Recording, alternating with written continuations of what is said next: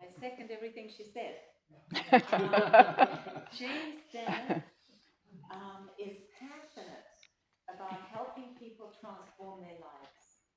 Since 1995, he's partnered with clients to help them experience a fuller, more dynamic state of health and well-being.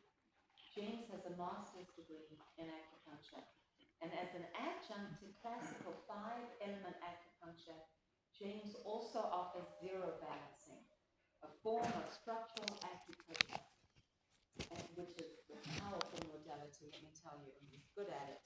He may be contacted through his website, which is AcuBalance, and it's .info. Mm-hmm. All right.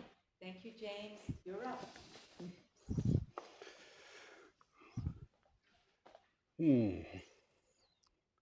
Pain comes to guide you.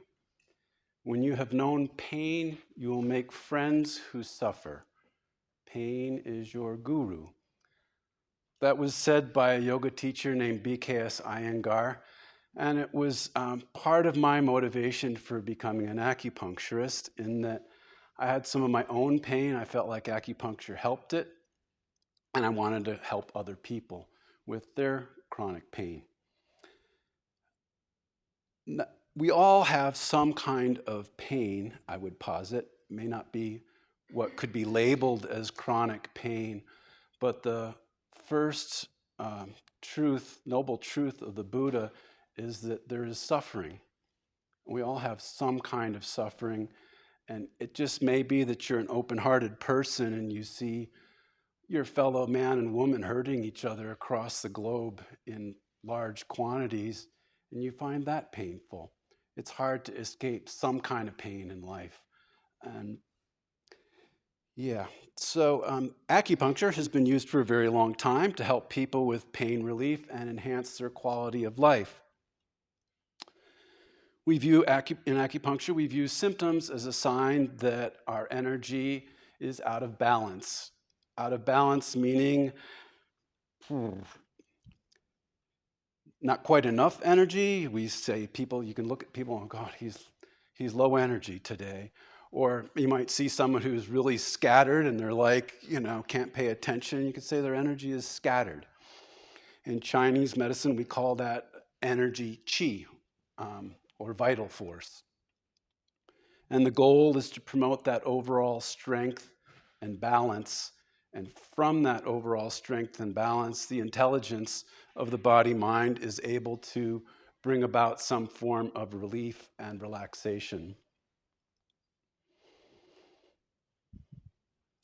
Each client is treated individually in acupuncture most of the time, I would say, at least in my practice anyway, with the goal of assisting nature in the healing process.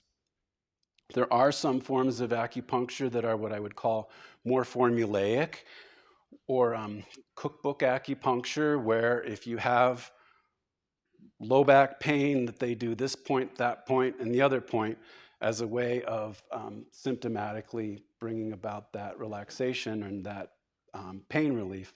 And that can work. The way I work is more about promoting that overall strength and balance, and from that, the person gets relief. So notice I'm not talking about symptoms there necessarily, because I could have 4 different people with neck pain, and each would have somewhat different way that I would approach that. Part of the way that I look at, actually most of the way that I look at the energy being out of balance, is through color, sound, odor, and emotion. So as soon as someone becomes imbalanced, and let's face it, nobody is in perfect balance, otherwise we would not be here. I mean, we would be ascended to the throne somewhere. As soon as we're out of balance, the sound of our voice will change some. You may hear a little bit of a weep in my voice. I can have that sometimes, and it can sound like I'm about to cry. And you can feel that sense of grief regardless of what I'm talking about.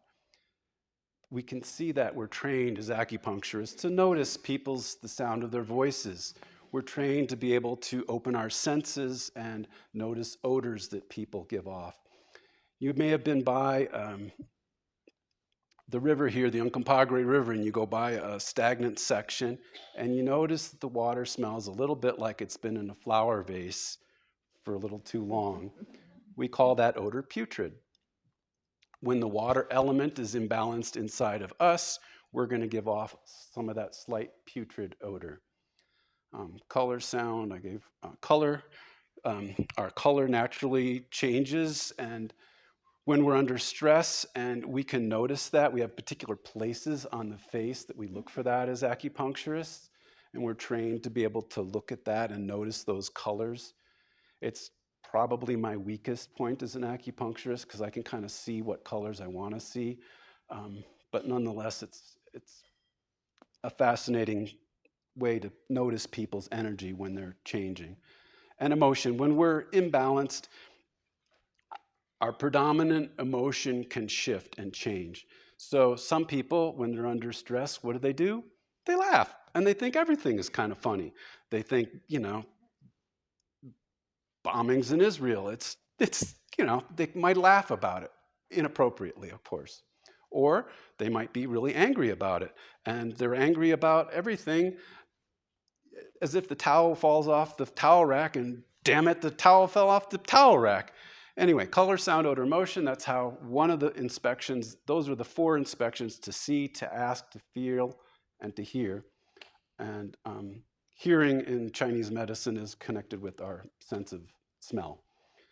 So we use those inspections to see, to hear, to ask, and to feel as ways to assess how the energy is out of balance. Another way we use is through pulses. We feel pulses on people's wrists, each pulse of which has a connection with one of the energy pathways that you might see on that chart over there. And we can determine things like when one energy pathway isn't quite connecting to the other. So it would feel like on the pulses, it might feel that one pulse is kind of strong, going 60 beats a minute, and the other pulse is kind of also going 60 beats a minute. And so we put needles in, there's a flow change there, and the 2 pulses hopefully equal out a bit more, and there's more energy in that deficient one and less in the excess one. I'm altering my talk a little bit because my colleagues before me have covered some wonderful things. From a Western perspective, when the life force is flowing smoothly and strongly, then things like neurotransmitters get released, the body's natural opiates get released, and we have healing or pain relief occur. There's some research that's been done on acupuncture. I have this book, it's Compendium of Controlled Clinical Studies. I've had this book for 30 years, and so none of the studies in here are super new, except I do have an addendum in here. And I'll pass this around. I'm not real big on research studies, and pass that around, and the exact science of how acupuncture works. That's okay, let it dingle. You'll help me collect my thoughts. Research studies. Oh, I have a bachelor's degree in engineering, so people wonder where I get some of my scientific bent from. But I feel like one of the things I love about acupuncture is that it helps me use all different aspects of myself. I also ended up getting a bachelor's degree. I have a Bachelor of General Studies. How general is that? I had to do that to titrate out the engineering because it was a bit much for me. It was all up here. Anyway, on my website, I have a how did you get into being an acupuncturist besides my own chronic pain? People have asked me that, so I finally wrote a little ditty on it. Trying to pay attention to time here. Do I have? Wonderful, wonderful. As people have already mentioned, I see acupuncture as a piece of the pie in terms of helping people to heal and be well. And I feel like there's all different pieces of that pie that can be used to help people: Western medicine, drugs, surgery, guided imagery, massage, mindfulness, training are all really helpful. And each person has to kind of pick their own, what works for them, and what works for them now and today might not necessarily work tomorrow. And I think part of working with chronic pain is tuning into what is it that's working for you moment to moment and what feels good, and going with what feels good. So speaking of that, if any of you have chronic pain and you're sitting there, please stand up, please move, because I know that lack of movement can be just awful when you're in some discomfort. I was just thrilled. I went to church this morning, and in the pew, they had this little thing there, this little card that said, at our church, we blah, blah, blah, blah, blah. And one of the things they said is, we welcome people to get up and squirm and wiggle. And if kids are making sounds or something like that, it's okay. And I thought, God, that just felt so liberating, because anyway, I'm going to get off on a tangent here. All right. Um, Obviously, the mental emotional pain piece of chronic pain is big. When we are in discomfort, and I like to use the Buddhist analogy of the second arrow. Anybody know what the Buddhist concept of the second arrow is? Would you like to share with us? I'm happy to do it. The first arrow is your initial suffering, so the actual pain, the actual event. And then the second arrow is anything you put on top of that. So your reaction to it, your resistance, your fighting, etc. Yeah. So what Deborah was saying earlier, I'm in pain, I'm in pain, I'm in pain, and guess what you're reinforcing? I'm in pain. It could be that the first arrow comes in and is, oh gosh, that arrow. And the second arrow is, I don't want this pain shouldn't be here, my friends don't have pain. All the different things that we do with that arrow, and it's human nature to do that at times. And it's good to be aware of that, and it's good to find different modalities that help with pain on all different levels, physical, mental, and emotional. And certainly a big part of acupuncture is helping people emotionally. One of the great side effects of acupuncture is that many people feel more relaxed. It seems so darn weird, but it happens. Put in needles and people do relax. I just got the 1 minute sign from Dulcie. Oh my gosh. I just wanted to give a quick example of one acupuncture point and how it affects the body, mind, spirit. So I'm going to give the example of gallbladder 34, which is an acupuncture point located right about here. And this acupuncture point, the name of the point is Yang Mound Spring. Yang as in strength, vitality, mound as in perspective. We all need perspective when we're in chronic pain. We need perspective, period, in our lives to get perspective on things. It's one reason I live in the mountains, perspective. And spring, a spring of vitality, a spring of flexibility. This particular point, I could go on and on about all of its different connections, but one thing I wanted to say is this point is considered to be the greater assembling point of ligaments and tendons. Ligaments and tendons, imagine that, could be useful in chronic pain, you think? All right, I think my time's about up. I could go on and on. I'd love to talk to you afterwards at my little table back there, and appreciate everybody coming today and being willing to explore what's a challenging subject with not necessarily easy fixes.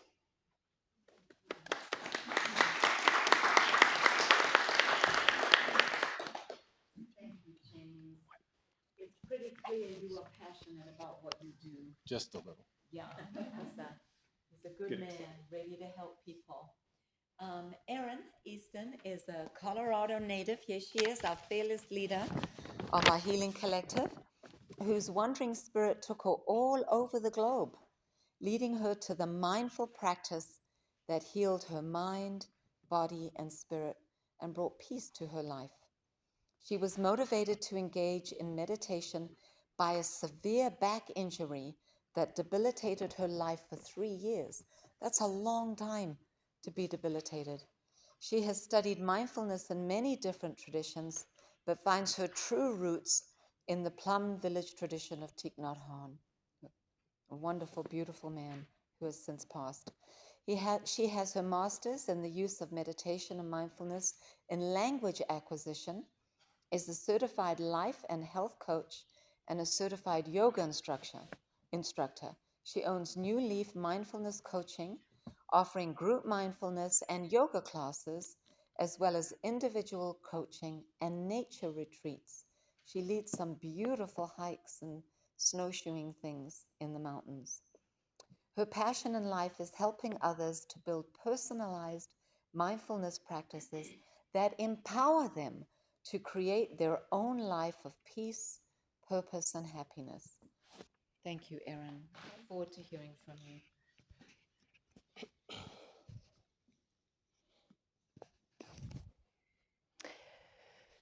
So, I am a mindfulness coach, and I got into the practice for personal reasons. With, as Dulcie said, I had a back injury, and it actually, was 3 years was really severe, but it's been about 11 that it has affected my life. And I just had spine surgery, and I'm happy to report I do feel it helped a lot. So hence why I want all of these people here, because on that 11-year journey, I've seen every one of these modalities, as well as ones on top of that.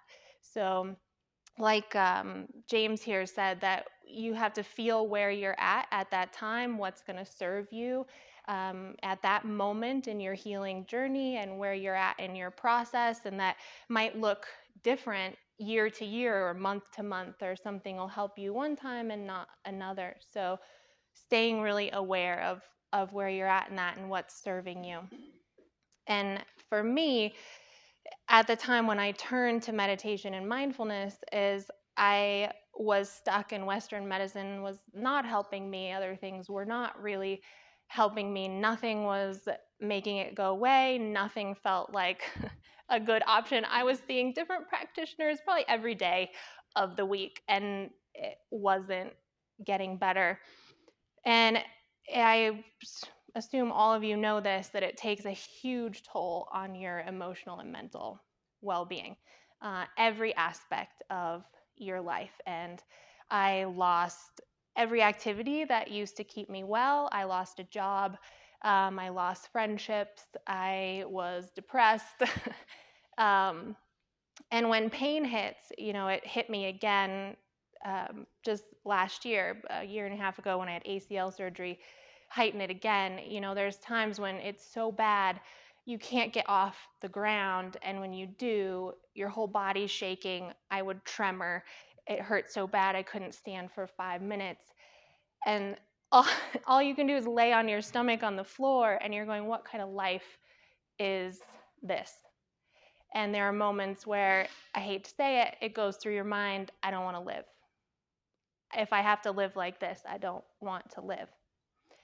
And so the huge aspect of pain is the depression that comes along with it, and how it affects your life. And so that is what I knew I needed to take care of. And of course, then when you are feeling this depression, you're less likely to engage in the things that serve you, that keep you well. You're less likely to go out and be with people who support you, or to laugh, or to move, or to paint, or create, because you're depressed and you're in pain. And so you disengage from the things that would help you, the things that would serve you, because everything feels like more effort, and you're depressed and it's taken over.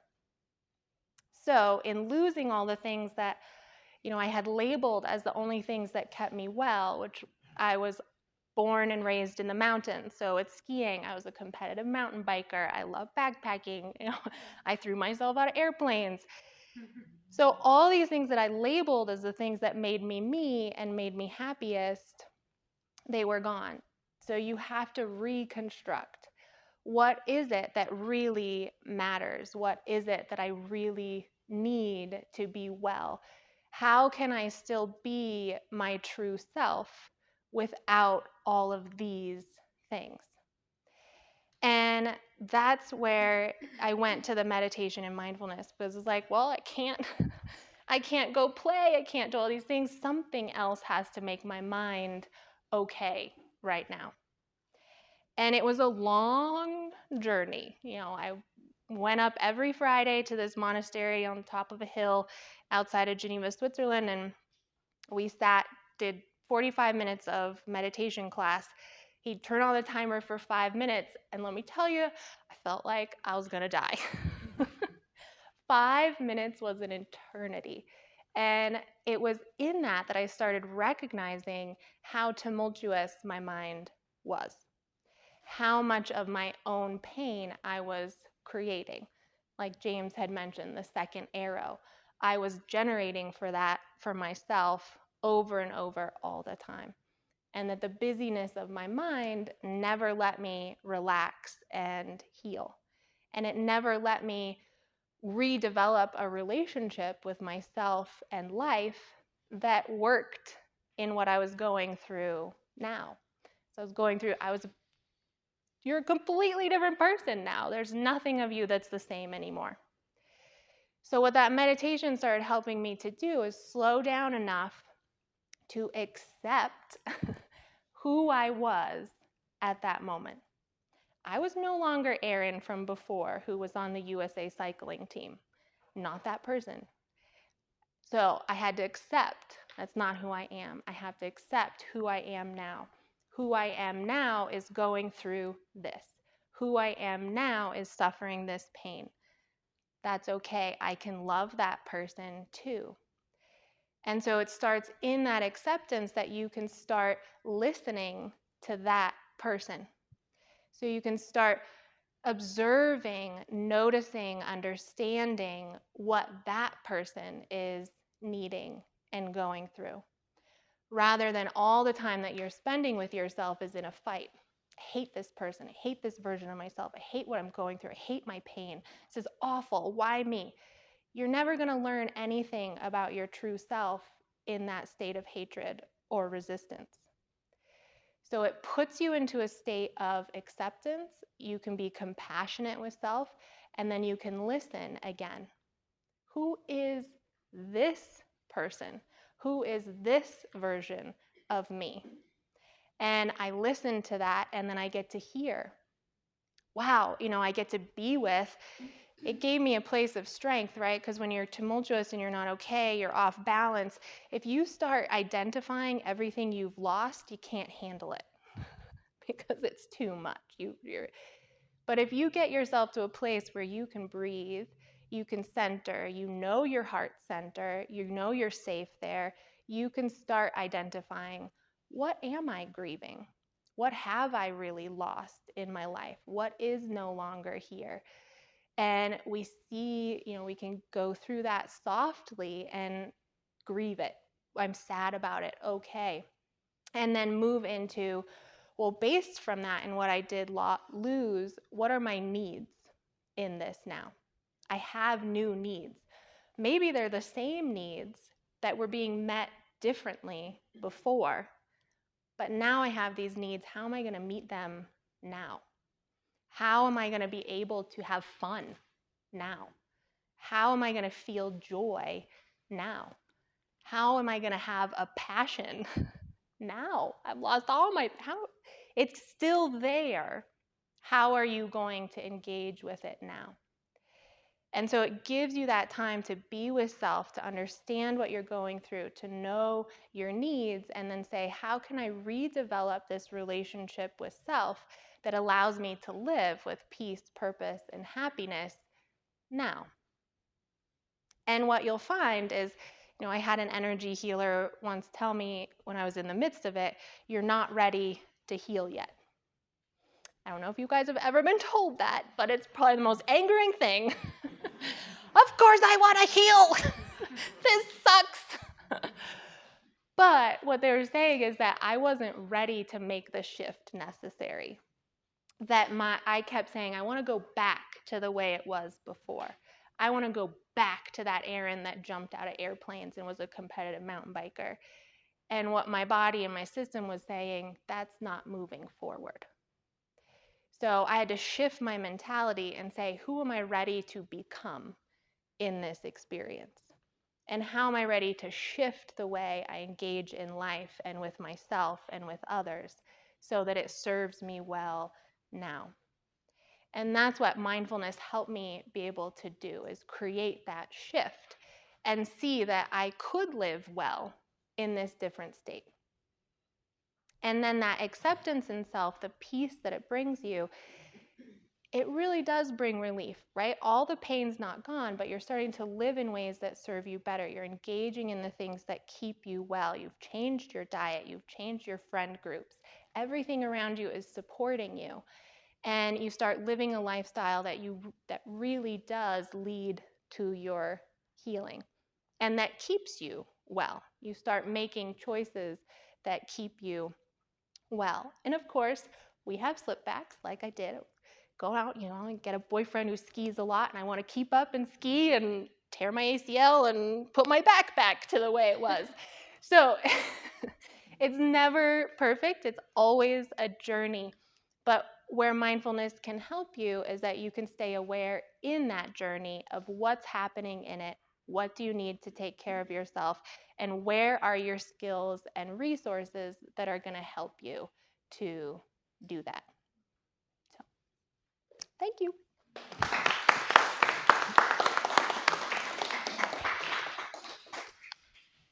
Wow, that was so hopeful, Erin. Thank you so much. Thank you, everybody. What beautiful work you did, and you're sharing with the community. And community, thank you so much for coming out.